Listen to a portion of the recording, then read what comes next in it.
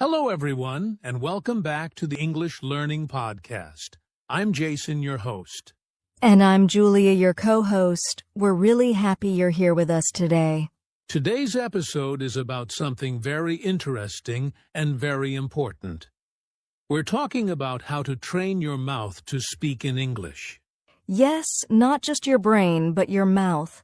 Because many learners understand English, they know grammar, they know vocabulary, but when they try to speak, something feels stuck. Exactly. You might think, I know this word, so why can't I say it smoothly? That's because speaking is a physical skill, not only a mental one. Your lips, your tongue, your jaw, all of them need practice, just like muscles in the gym. So today, we're going to show you how to train your mouth step by step, how to make English sounds easier, clearer, and more natural.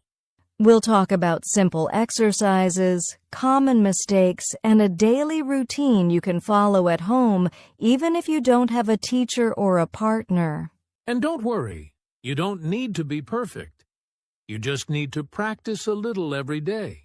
So if you want to sound more confident, more natural, and less nervous when you speak English, this episode is for you. Let's get started. Julia, a lot of learners say something like, I understand English, but when I try to speak, my mouth feels slow or stiff. Why does that happen? That's such a common feeling, and it's completely normal. The main reason is that your mouth was trained from childhood to speak your native language, not English. So your mouth has habits already? Exactly. Every language uses different movements of the lips, tongue, and jaw. When you start English, your mouth is like, hey, this is new. I don't usually move this way. That explains why some sounds feel very strange, like the or the English R. Yes, those sounds may not exist in your first language, so your mouth has never learned how to make them.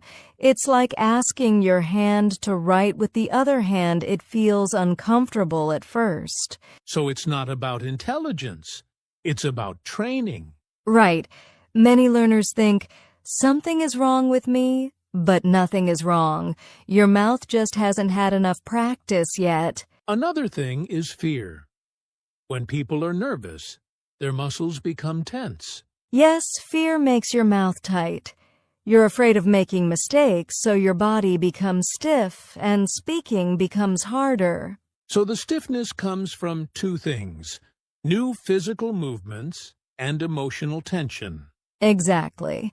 Once you relax and practice the movements again and again, your mouth slowly becomes more flexible. So if your mouth feels stiff, that's actually a good sign. It means you're learning something new. Yes, and with the right exercises, that stiffness will disappear. So now that we know why the mouth feels stiff, let's talk about something interesting: how the mouth actually learns new sounds. Yes, because speaking is not just language, it's also biology. Your mouth muscles learn sounds the same way your body learns any physical skill. Like learning to ride a bike? Exactly like that. At first, it feels awkward. You fall, you make mistakes, and your body doesn't move smoothly. But after enough practice, your body remembers what to do automatically. So the mouth has memory too? Yes, it's called muscle memory. When you repeat a sound many times, your brain creates a connection with the muscles in your lips, tongue, and jaw. And that connection becomes stronger with repetition. Right. The first time you try a sound, your brain is thinking very hard. After many repetitions, the movement becomes automatic. You don't think, you just speak. That's how children learn to speak their first language. Exactly. Children repeat sounds again and again, ba, ba, da, da, and no one tells them to stop because they're not perfect. They're training their mouth naturally. Yes, adults can do the same thing, but we need to practice on purpose. So slow repetition is actually better than fast speaking? Absolutely. Slow, clear repetition helps your brain and muscles connect correctly. If you go too fast, your mouth just uses old habits. So the key is repeat slowly, clearly, and often. Exactly. That's how your mouth learns new sounds, not through thinking, but through doing. So if you want better pronunciation, you don't need more rules, you need more repetition. Yes, kind repetition, patient repetition, daily repetition. All right, now let's move into the practical part. Step 1. Training English sounds. Yes, this is where real mouth training begins. Before sentences, before conversations, we start with sounds. Because if the sounds are unclear, everything else becomes harder. Exactly. English has some sounds that many languages don't have, so learners often avoid them or replace them with easier ones. Let's talk about a few common ones. One famous one is the thought sound, like in think or this. Many learners say tink or dis instead. And the mouth position is very different. Your tongue actually goes between your teeth. Yes, gently, not strongly, just a little forward. Another difficult sound is the English R. Right. In many languages, R is rolled or very strong. In English, it's softer, and the tongue pulls slightly back. What about V and W? Great example. V uses the teeth and lower lip very. W uses the lips only water. Many learners mix them. So the goal is not just to hear the difference, but to feel the difference. Yes, feel where your tongue is. Feel what your lips are doing.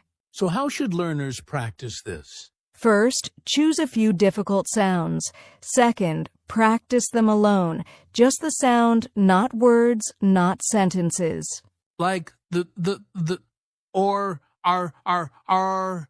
Exactly. Use a mirror. Watch your mouth. Compare with a native speaker if you can. So step 1 is slow, focused sound training. Yes, build the foundation before building the house. All right, Julia. Step 2 is what I like to call the mouth gym. Sounds fun, right? Absolutely. Just like our body needs a gym to stay fit, our mouth muscles need exercises to stay flexible and strong for English. Many learners don't realize it, but speaking English uses muscles in ways we never used before. Lips, tongue, jaw, they all need training. Exactly. And the good news is, these exercises don't take long. Just a few minutes each day can make a big difference. So, what kind of exercises are we talking about? First, lip exercises. Stretch your lips wide like a big smile, then pucker them like you're whistling. Repeat 5 to 10 times. This helps with sounds like W and OO. Next, tongue exercises. Stick your tongue out, move it side to side, touch the roof of your mouth, then the bottom. This is great for tricky sounds like th, r, and l. And don't forget jaw exercises. Open your mouth wide, then relax. Repeat slowly. This keeps your jaw loose for faster, clearer speaking. Another powerful exercise is shadowing. Pick a short sentence from a native speaker, listen carefully, then repeat it exactly same speed, same rhythm. Yes, this trains your muscles and your ear at the same time. And a mirror is very helpful. Watch your lips and tongue to make sure you're doing it correctly. So, the mouth gym is really simple. Warm up, repeat, focus on difficult sounds, and do it every day. Exactly. Even 5 to 10 minutes daily will start making your English sound more natural in a few weeks. Step 2, complete. Strong muscles, stronger speaking. All right, Julia, we've trained the sounds and done our mouth gym. Now it's time for step 3, from sounds to sentences. Yes, This is where learners often get stuck.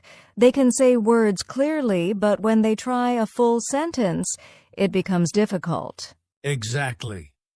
This happens because speaking sentences involves linking sounds, stress, and rhythm, not just saying words one by one. Right. English is a connected language. Words in a sentence often flow into each other. For example, I want to go sounds like I want to go. So if you only practice individual words, your mouth isn't ready for the flow of real English. Exactly. That's why the next step is sentence practice. Start slowly, pronounce each word clearly, then gradually connect them. And don't forget word stress. Some words are stronger, some are weaker. For example, in I want to go to the store, the main stress is on want and store. Yes, practicing rhythm and intonation makes your English sound natural, not robotic. A helpful exercise is chunking phrases. Instead of saying one long sentence, break it into smaller chunks. I want to go to the store. Repeat each chunk, then connect them slowly. Also, shadowing works here too. Listen to a short sentence from a native speaker, then repeat it exactly same speed, same rhythm, same intonation. Step 3 is really about building bridges, connecting sounds and words into smooth sentences. Exactly. And remember, slow and clear is better than fast and messy. Speed will come naturally over time. All right, Julia. We've practiced sounds, done the mouth gym, and moved from sounds to sentences. But there's one big obstacle left: fear of making mistakes. Yes, Jason. Many learners know how to pronounce words and form sentences, but they hold back because they're afraid of being wrong. And this fear actually tightens your mouth and slows your speech. Your muscles get tense, and suddenly all the exercises you've done feel useless. Exactly. The first step is to accept that mistakes are normal. Even native speakers make mistakes sometimes. That's true. Mistakes aren't failures. They're signals that your brain and mouth are learning something new. A helpful tip is to practice in a safe environment first alone, in front of a mirror, or recording yourself. When you see or hear yourself making small errors, you learn without pressure. Another tip is slow speaking. When you speak slowly, your mouth has more time to move correctly, and your brain can process words without stress. Yes, and celebrate small successes. Even pronouncing a tricky sound correctly once is a victory. The more you practice without fear, the more confident you become, and the more natural your English will sound. So step 4 is really about relaxing, letting go of perfection, and building confidence. Exactly. Mistakes are part of the training, not the enemy. All right, Julia. Now that we've learned all the steps, let's put everything together with a simple 10-minute daily routine. Yes, consistency is key. Even a short, focused practice every day will make a huge difference. Here's a simple breakdown. First, sound practice 3 minutes. Pick 2 to 3 difficult sounds, like th, r, or vw, and repeat them slowly, focusing on accuracy. Next, sentence shadowing 4 minutes. Listen to a short sentence from a native speaker, then repeat it exactly same speed, same rhythm, same intonation. Finally, free speaking 3 minutes. Talk about a topic you like, even if it's just to yourself. Try to connect words smoothly. Use correct pronunciation. And most importantly, don't worry about mistakes. Doing this every day trains your mouth muscles, builds rhythm, and boosts confidence. And the best part? You only need 10 minutes. Imagine doing this every day for a few weeks. Your English will start to sound much more natural. Exactly. Small, consistent steps win the race. Julia, even with all these exercises, many learners still make mistakes that slow down their progress. Yes, Jason. Let's go over a few common ones. First, only listening and not speaking. Listening is important, but if you never move your mouth, your muscles don't learn. Exactly. You need both input and output. Another mistake is speaking too fast too early. Many learners try to rush, and it ends up unclear and stressful. Yes, slow and clear is always better than fast and messy. And one more common mistake, avoiding difficult sounds. If you skip them, you'll never master them. So the key is to practice consistently. Focus on difficult areas and be patient with yourself. Exactly. Mistakes are part of the learning process. Embrace them and keep going. So, Julia, let's quickly recap what we've learned today. Sure. Step 1. Train individual English sounds. Step 2. Do your mouth gym exercises daily. Step 3. Connect sounds into sentences. Step 4. Speak without fear of mistakes. And finally, follow a simple 10-minute daily routine. Exactly. And remember, the key to success is consistency. Even small daily practice will make your mouth and your brain work together smoothly over time. Yes, don't worry about mistakes. They are part of the learning journey.